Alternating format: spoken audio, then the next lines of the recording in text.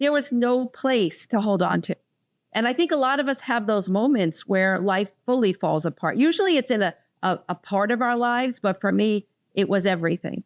Financial, love, relationship, way of living, children. There was nothing that I could grasp to except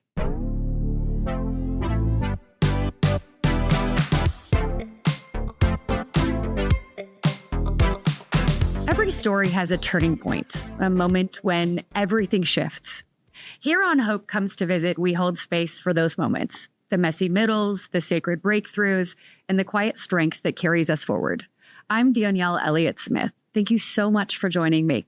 I'm so excited to have a guest with me today who exemplifies hope. Her name is Allison Carmen, and she is a TEDx speaker, a CFO, legal counsel, an author, a podcaster. I could go on and on about her resume, but I'm really excited for you to meet her. Let's take a quick moment to thank the people that support and sponsor the podcast. When life takes an unexpected turn, you deserve someone who will stand beside you. St. Louis attorney Chris Dully offers experienced one-on-one legal defense. Call 314-384-4000 or 314-DUI-HELP, or you can visit dullylawfirm.com. That's DULLE lawfirm.com for a free consultation. Hi, Danielle. Nice to meet you.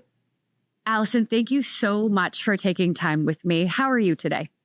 I'm wonderful, and I'm so happy to be with you.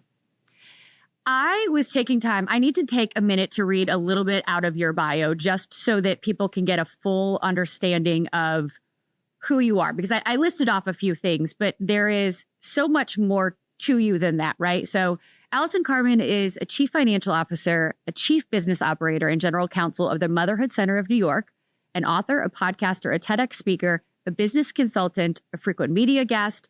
You have multiple books, right? They include The Gift of Maybe, offering hope and possibility in uncertain times, which I definitely want to talk about because I adored it.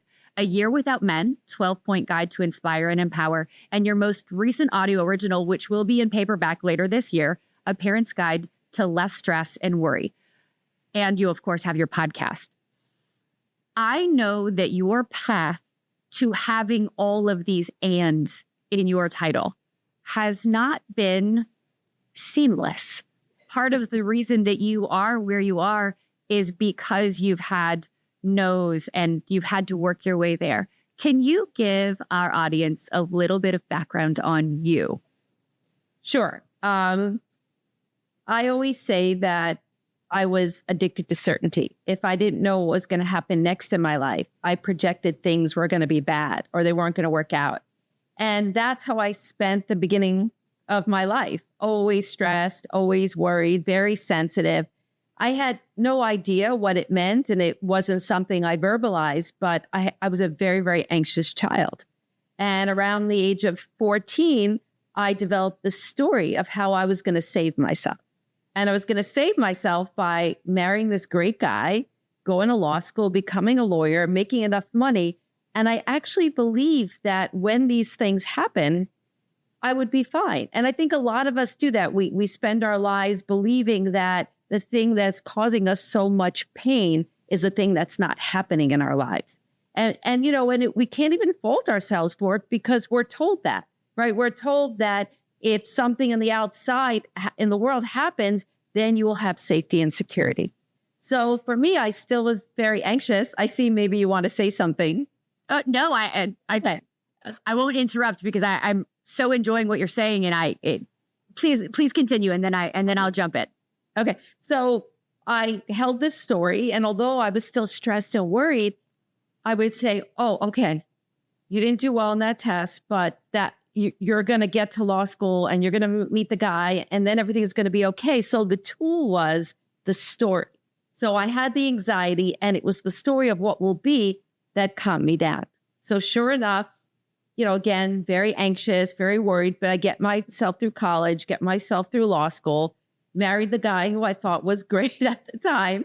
And I remember walking to work my first day thinking, I've arrived. I walk into the law firm really feeling like I have certainty now. I have the life that I dreamed of. And sure enough, the second day of work, they come in, the partners come in and they let us know they're firing half the first years. And I was a first year. And I didn't get fired, but it didn't matter. It didn't matter because they provided the uncertainty. I realized that I was never going to win this game. I was never going to win the certainty game. No matter what I did, life would have uncertainty in it, but I had no tools. So I totally fell apart. I stopped sleeping. The anxiety got worse. I started to have immune system problems. And I just went on a search. I started to meditate. I became vegan. I sat on magnets. Whatever there was. You tried everything. I did it. But what would happen is it would calm me down. But the minute something uncertain would happen, I would fall apart again. Spiral again. Because I always believed that the future, if I didn't know what was going to happen, it was negative or bad. So that's when the over worry really starts to happen. And then one day I was taking Qigong as another one of the things I was trying to do. My Qigong teacher heard all my stress and worry, and he shared the story, the Taoist story about the farmer. And maybe some of your listeners have heard it, but I'll share it because for me, it was so life-changing. He said, Allison, he's like, I'm going to share this with you because I want you to know that life has maybe. And he said there was a farmer and he had a horse and his horse ran away. And his neighbor came by and said, you have the worst luck. And the farmer said, maybe. But the next day, the mayor came back with 5 horses. And the neighbor comes by to the farmer and says, you have the best luck. And the farmer says, maybe. But the next day, the farmer's son is on the horse. He falls off and breaks his leg. And the neighbor comes by to the farmer and says, you have the worst luck. And the farmer says, maybe.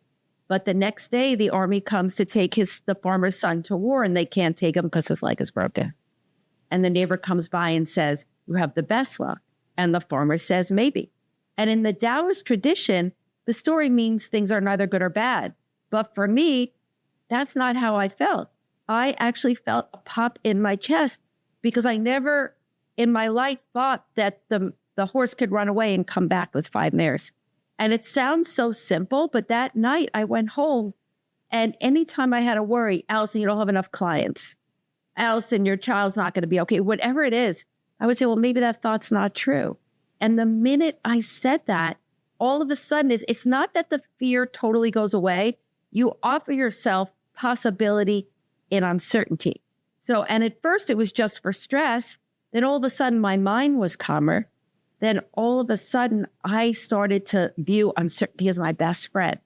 And then when you start to do that, fear and worry shift, you actually develop a type of faith. And now my entire life shifted. And that's really how it began for me that's, a lot has happened since, every time you think you have a hold of it, life gives you something else. I find that the universe, anytime I tell the universe that I'm going to set a boundary, that I'm feeling good, the universe will say, are you sure? And will present for me. If I say I'm going to set stronger boundaries and I'm not going to lend money, a stranger will pop up and say, hey, Danielle, I'm struggling, and will present me with this really intense, horrible situation, and my heartstrings and everything in me who loves to give will have to say, this is a boundary you set, Danielle. Are you sure? Are you sure this is what you're going to stick to? But I want to go back to something that you said at the beginning, because I think that you use the word addiction, right? And I think frequently we think about addictions as really, really things that are bad, that are harmful, that are things that we put in a very specific bucket, whether they are drugs or alcohol or shopping or overeating. And when you said uncertainty as an addiction, you recognize that mental spiraling, that what you were doing to yourself, that level of harm you were causing. I'm curious about how you eventually recognized that you could put that in an addiction bucket, that you could put that in the place where that was causing you harm, and how you first sought out the help you needed to make that change. Yeah. Well, it's very interesting you said that, because it was actually someone in my life that was very spiritual. And they turned to me and said, you're addicted to certainty. And it was, I remember that moment. It was after I'd found maybe. So it was interesting. I didn't have the realization until I started playing with the idea of maybe. Because as my mind was, it was the realization. It was like every time I got relief from knowing that the unknown is my best friend, that there's an infinite field, that would kind of bring me to this other place. But because I was bouncing back and forth before, when I was in it, no one said a word to me. But the bouncing back and forth made me see I had the problem. Because without maybe, I was always stressed, always worried, and the future could never give me anything good if I didn't like what was happening in the moment.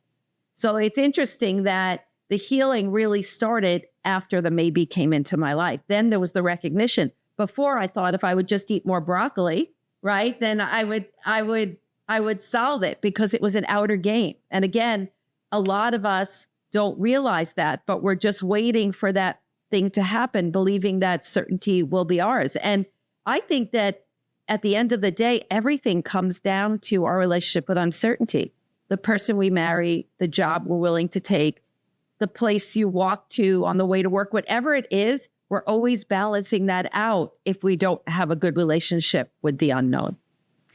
And when you talk about making uncertainty your best friend, there were so many phrases that were running through my head as I was listening to The Gift of Maybe, because I thought scarcity, right? When you said, am I going to have enough clients? I remember my ex-husband at one point saying, how in the world do you function day to day? Because you don't know what's coming next. You don't know if you're going to have clients for next month. And I said, if I lived in a place of scarcity, I would never get anything done. I would constantly be checking my email. Is someone else interested in working with me? What I would take anything that came my way just because I was afraid nothing would ever come my way. But then I also thought about the notion of catastrophizing, right? Because especially as a mother, I feel as though I've had moments where I am a professional catastrophizer, right? What if my child isn't okay? What if? And I find that it can be very easy to spiral. Someone doesn't call you back. You're wondering where someone is. And all of a sudden they are in a car accident. They are not okay.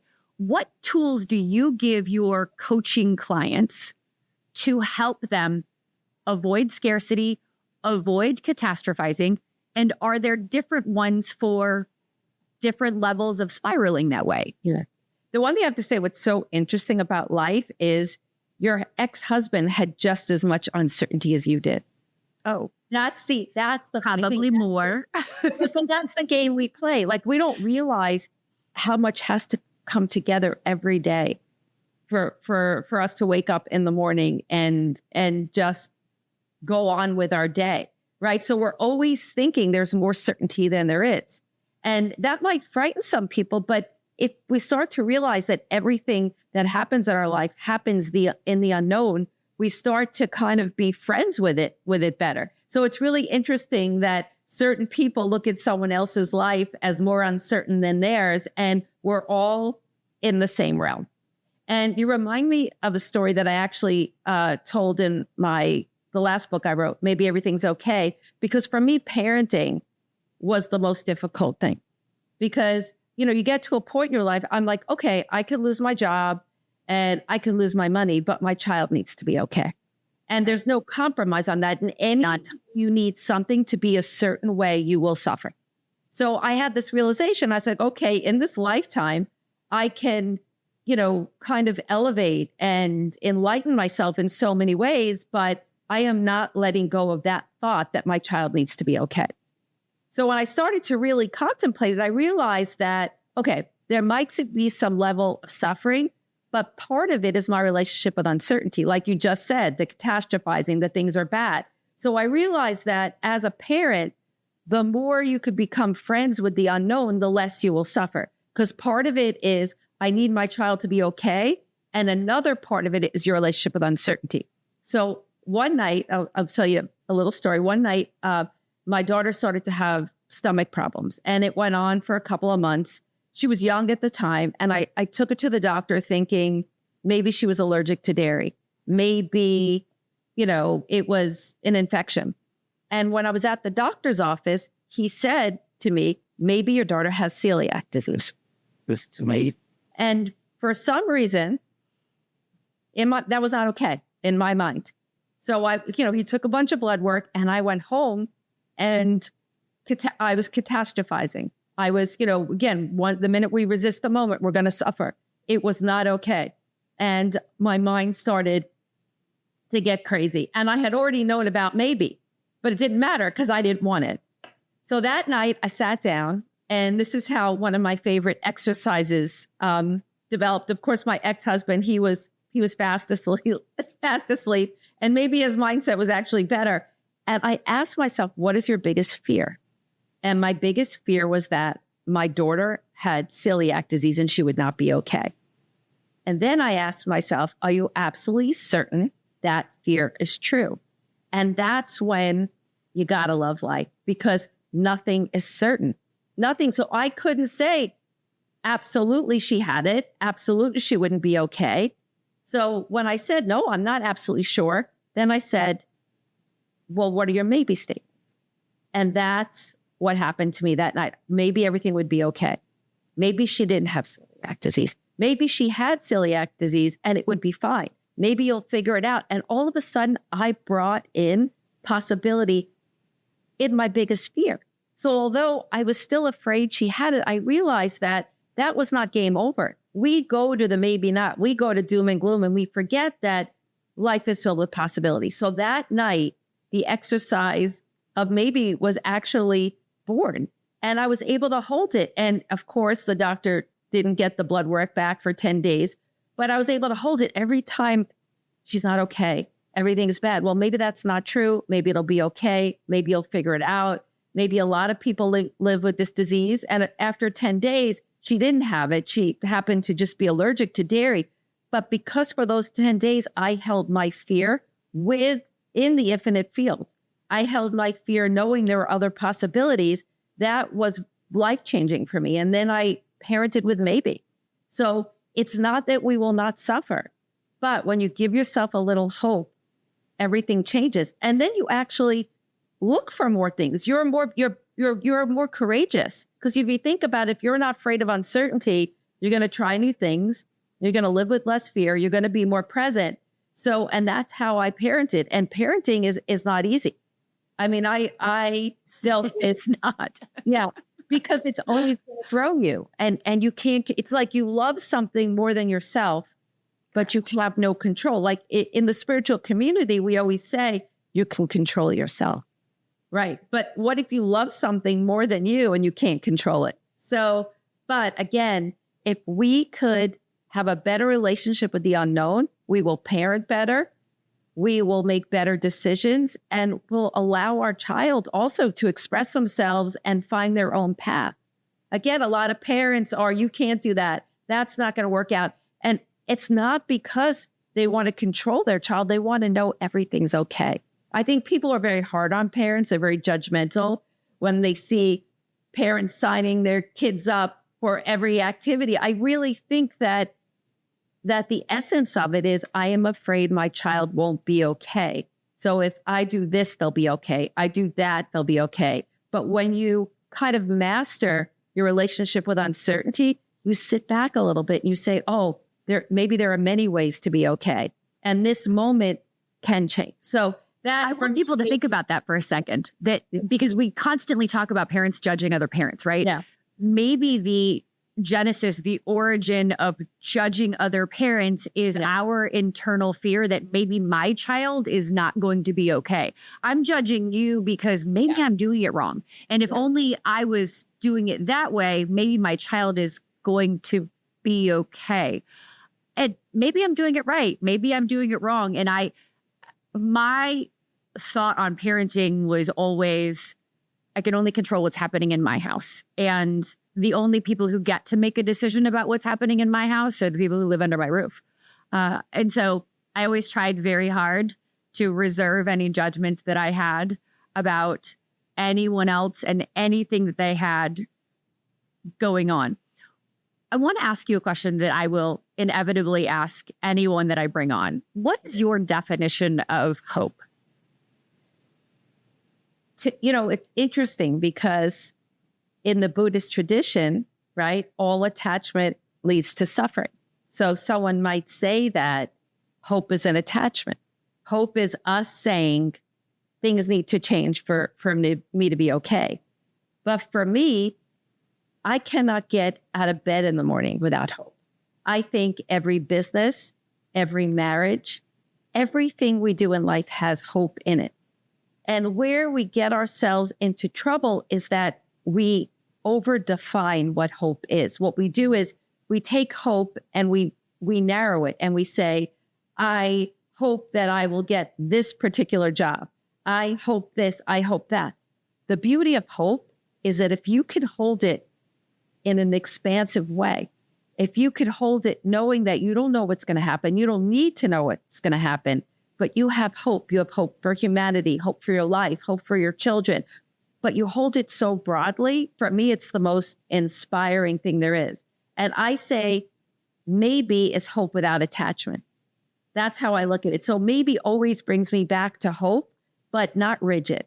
So for me, without maybe, I'm in doom and gloom. And with maybe, I always know that there's an infinite field. There are more possibilities. And that's how I live. And anytime I narrow it, that I need this job, I need this podcast to be okay, I need you to like me, I'm doomed. But if I could get on this podcast and say, I hope we have a wonderful conversation, and I hope this and I hope that, and then but I allow it. And I know that even if it goes wrong, there's still another opportunity in the next breath. So to me, hope is everything. But we have to constantly almost massage it and know that we're being expansive with it, because it can become the most toxic thing in our life as well. So, well, I love that the way you've explained it is it gives it room to grow and to change. So maybe hope can be many things to many different people depending on what they need at any given time. Yeah. Has there ever been a time that you think that you didn't have hope or that you couldn't recognize it in your life? Oh, absolutely. And what's so interesting is you'd think I would tell a story from my 20s or my 30s, but it's coming on 7 years. 7 years ago, I was actually eating at the counter I'm sitting at right now. Mm-hmm. And my husband at the time came home and said that he was leaving me. And 5 minutes before, I thought I had a wonderful marriage. I had just dropped my kids off to the camp.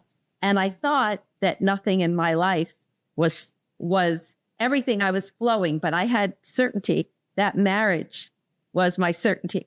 Okay. I didn't realize it at the time. And when he told me that, I thought he was joking.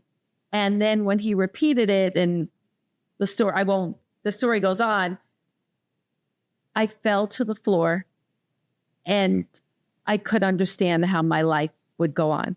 This was my everything. This was my life. This was my family. And later on you think, how am I going to take care of myself? How am I this? How am I that?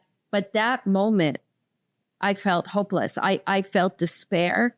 I felt like I couldn't catch my next breath. And this went on for about 3 days. And I think it was on the third night, I keep the gift of maybe by my bed. Good for you. And for me, like, life without maybe is suffocating. And I go into the bathroom hysterically crying again, cannot really catch myself. And I start reading my own book.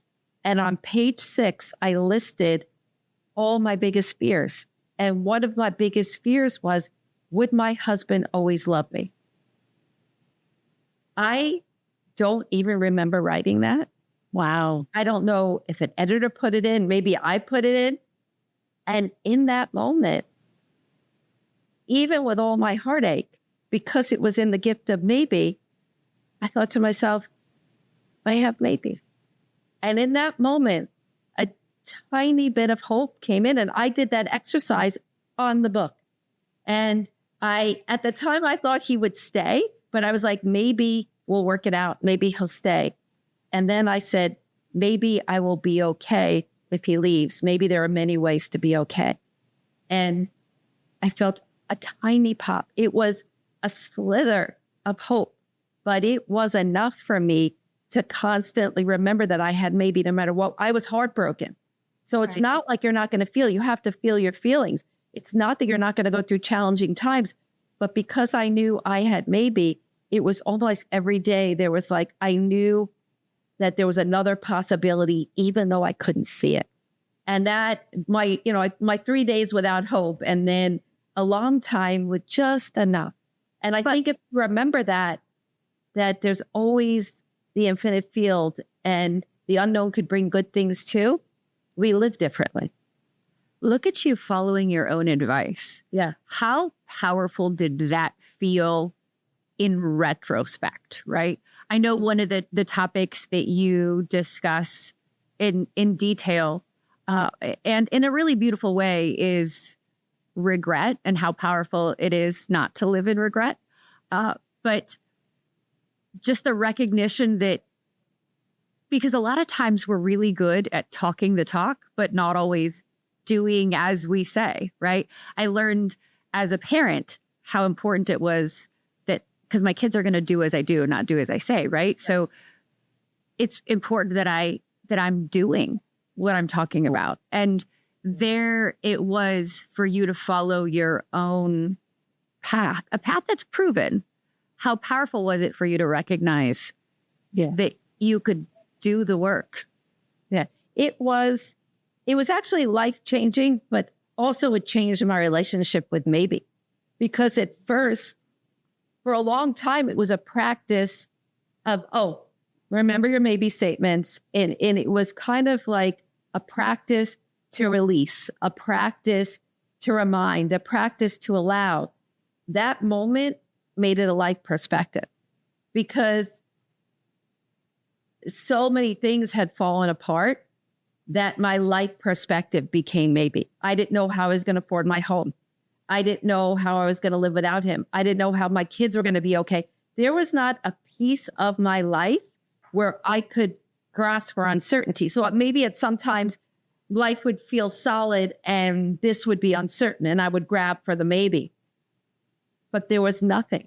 There was nothing to hold on to but the infinite, but the maybe. So it was life-changing because right now, my mind works in maybe. The perspective is maybe. It's no longer the statement, do I need maybe statements? Of course. I mean, they're always with me. I have maybe cards. I always think about it, but I live more in the maybe. So for me, it was an elevated maybe. And it was unexpected because again, there was no place to hold on to. And I think a lot of us have those moments where life fully falls apart. Usually it's in a part of our lives, but for me, it was everything. Financial, love, relationship, way of living, children. There was nothing that I could grasp to except the idea that uncertainty is my best friend. So that's how it changed. It altered everything in my life. Well, this is a really good segue to something else that I wrote down because there was a quote that you had, and I was going back and forth between the audiobook and writing down a quote because there was something that I found really powerful in something that you said. Maybe does not minimize hardship, nor does it ask us to pretend that life does not have its challenges. Instead, maybe is a life philosophy that asks us to embrace all that is possible from where we currently stand. It offers us hope that whatever we're facing in life, there may be a path for us to move forward and find another way for us to create new opportunities with less emotional pain and find peace in the moment. What I love about that is you're not saying things are not going to be hard. You're not saying you're not going to face challenges, and it isn't, oh, shucks, find the silver lining, right? It's not everything happens for a reason, because admittedly, I've always struggled with everything happens for a reason. Yeah. To me, the notion is not that I'm supposed to find the good in what happens, but I am supposed to find my way through. I'm not responsible for what happens, but I'm responsible for how I respond to it. And that to me seems to be so much in the beauty of the maybes that you're offering people. And sitting in that place, I get to be responsible for how much I suffer when things happen, because I'm choosing to look at maybe this is going to take me in a different direction. I know that I'm grateful that I live in a place where I don't constantly say, I wish this had happened. I wish I'd gone left instead of right. I wish that I'd gotten into this school instead of this, because had anything in my life been different, you and I would not be sitting here having this conversation right now. And I love not only this conversation, but this version of me and my life right now. I love my children. I love the man I'm in love with. I love my friends and my life. I love where I am. And had any left been a right or anything been different, any time that I was wishing something else had happened along the way, I wouldn't be where I am now. That's beautiful. That's just gorgeous. But not everyone could get there, right? So, and I'm not saying not everyone could get there, but not everybody is in that same place. Sometimes I'm on a podcast. I so appreciate what you just said, because sometimes I'll be interviewed and they'll say, I believe the best is always happening. And I say to somebody, I'm not comfortable telling that to another person. What I say is either the best is happening or I have to make the best of it, right? Because then in a way, you respect it. Like, you're at a beautiful place that you're not in a regret. You're realizing that everything that's ever happened to you in this lifetime has brought you to this moment with the hope and possibility that maybe your life could be different from this day forward.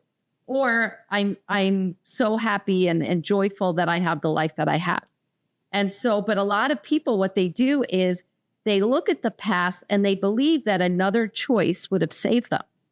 And what's so interesting about the story of regret is it's a perfect story. You haven't lived it. Every choice has twists and turns, right? For all you know, you could have been at the wrong block at the wrong time. You know how many times people said, I should have gone into business with that person. I should have married that person, but you never played it out. That's what's so amazing. It's actually one of the most competitive thoughts you could possibly have, is the pristine story of regret, because that choice would have led you to the promised land. And yes, so, see, this is what one of the things I wanted you to talk about. So your book actually helped me in preparing for launching this podcast, right? And I didn't know I would need it, right? I didn't know what I didn't know until it was right there in front of me. I just got chills. And it's just the kismet of the way things have continued to fall into place. And I am beyond grateful, right? I'm grateful for this conversation. I'm grateful for a mutual friend that connected us. I'm grateful for so many things. But I was stressed, anxious. I always told my son, who is pursuing a career in broadcasting, that if you stop getting butterflies before you do things like this, then you're in the wrong field because you've stopped caring, right? So I am in a place with butterflies and I'm doing everything I can to deal with my anxiety. And I was sitting in the bath last night. I haven't taken a bath in a very long time. And I'm listening to your book. And I sat straight up in the bath last night as you were talking about the story of regret. So I would love for you to elaborate on how you talk people through. If I was to come to you and say, I should have, what do you say to me to help me see what should is doing to me? Yeah. Well, the first thing is that we would talk about regret, right? We would talk about the idea that regret is a reverse maybe, and they didn't live out those other things. And then, there's also this, it's different. If you would have come to me before my husband left, I would have just talked about regret as a reverse maybe. And then the maybe today, and, all we can know is here we are with the hope and possibility that maybe we could have the life that we want. But there's an element of acceptance and non-resistance that we have to implement into our lives. So I wouldn't just talk about, you don't know, maybe it wouldn't have been better. For me, that's maybe it wouldn't have been better. And people would be like, you're right, maybe it wouldn't have been. And what's possible now? But when my husband left me, even though I found the maybe, I was spiraling because could I have said something else? Should I have done something else? How could it have been different? It was so overwhelming. And I remember I was getting into the shower and I remembered this quote, believe it or not, by Lady Macbeth: "What's done could not be undone." And there was something about that. It's almost like the moment, anything behind the moment is behind a solid wall. And for some reason, we think we can get behind it. We think our thoughts can get behind the solid wall, change the past, know what should have been. And there's something about acceptance and non-resistance that is necessary in this lifetime to move forward. Because even though I had the maybe, I was spiraling because I kept thinking I could have done something different. And in a way, what is. You know what I'm saying? And if I resist the moment, I'm resisting the universe. If I resist the moment, I'm resisting the meaning of my life. If I resist the moment, I'm resisting all that I am and all that can be. And it's not an easy moment for us, right? Because we're being asked to accept life as it is. But on the other hand, there's no other place to go. So for me, maybe isn't important. Regret is a reverse maybe. But coming to the moment, knowing that if I resist what is, I am resisting all, and accepting. So there is an element that we must accept life as it is in order to move forward. And that's something that was another beginning for me. So first the maybe came in, but then I didn't like it. I didn't prefer it, but this was what was happening. That's where you stand. And then, practices like gratitude, like what do I have? What are my resources? And also for me, having my daughters made it hard to regret, right? So sometimes we don't always have that. So for me, although, there was a lot I could say, I knew that this path is the only way I would have had them. And we don't also have that as well, right? So sometimes we actually just have to accept life the way it is and know that we have maybe, and know that what we seek is seeking us. That if we have a dream, it's because it's out there somewhere in the universe. So it depends on what you're trying to get over, what you're experiencing. But before my husband left, I would have just said, you're in a reverse maybe.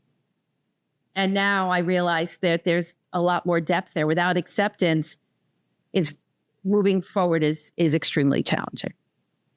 Allison, you are brilliant and kind and hope-filled, and it has been delightful to chat with you. I have one final question. Is there any final words of wisdom, hope-filled or otherwise, that you'd like to leave everyone with? Yeah.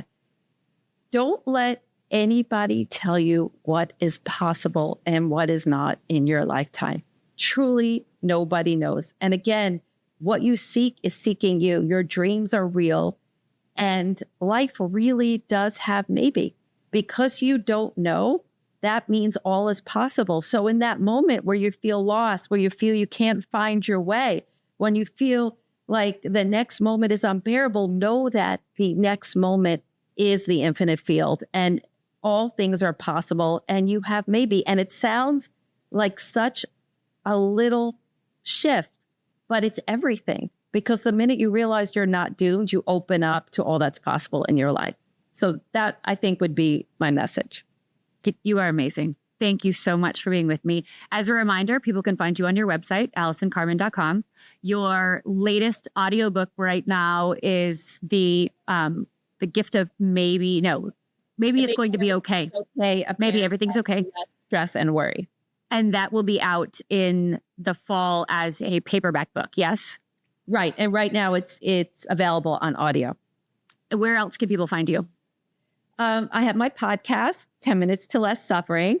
I write sometimes for salon.com, but that's more about healthcare and stuff like that. And again, my books, The Gift of Maybe, A Year Without Men, my website, and, just kind of bopping around New York City. So just perfect. Thank you so much for joining me. I really, really appreciate you. Oh, thank you so much for having me. It was an absolute pleasure. You're wonderful. Thank you so much for being here with us. I so hope this visit with hope has brought you a little bit of light, a little bit of comfort, and a little courage for your day. If you have heard something today that resonated with you, I so hope you will share this episode so that someone you know might find a little visit with hope as well. And in the meantime, take care of yourself, and we are so looking forward to seeing you back here again soon. I'm incredibly grateful to the people who support and sponsor the podcast. Sometimes life takes a sharp turn, and when it does, having someone steady in your corner can make all the difference. Chris Dulley is a trusted St. Louis attorney who personally guides his clients through criminal defense cases with clarity, compassion, and experience. From traffic violations to serious charges, he shows up fully and directly. Call 314-384-4000 or 314-DUI-HELP, or you can visit dullylawfirm.com for a free consultation.